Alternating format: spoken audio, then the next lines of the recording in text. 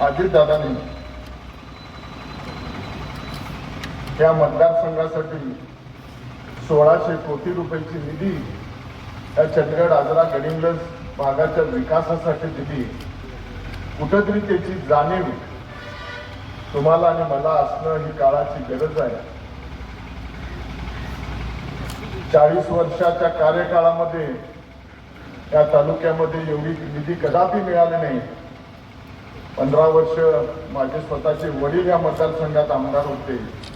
मी कधीच कुणालाही कमी लेखत नाही, पण ज्या माणसानं जे केलं ते केलं म्हणण्याची दानत आपल्यामध्ये असली पाहिजे.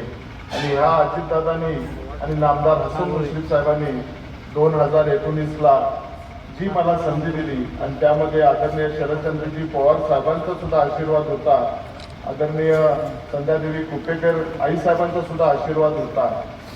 म्हणून 2019ला मी महाराष्ट्राच्या सर्व सभागृहावर या मतदारसंघातून निवडून गेलो.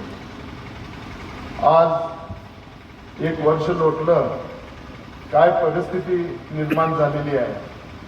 2016ला माझ्यावरचं वडिलकीचं छत्र स्वर्गीय नरसिंहराव पाटील साहेब गेल्यानंतर काय अवस्था झाली ती तुम्हाला सर्वांना माहिती.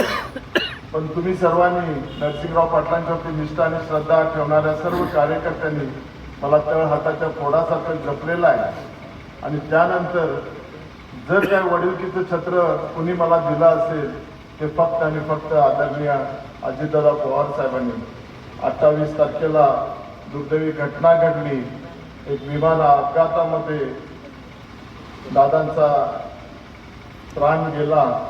पण आजही सुद्धा ते दृश्य पाहिल्यानंतर आणि दादांचा ज्या काय त्यांच्या कार्याचे बाईट्स असतील, ज्या काय त्यांच्या रील्स असतील, ते पाहिल्यानंतर डोळ्यातनं अश्रू आल्याशिवाय राहत नाही.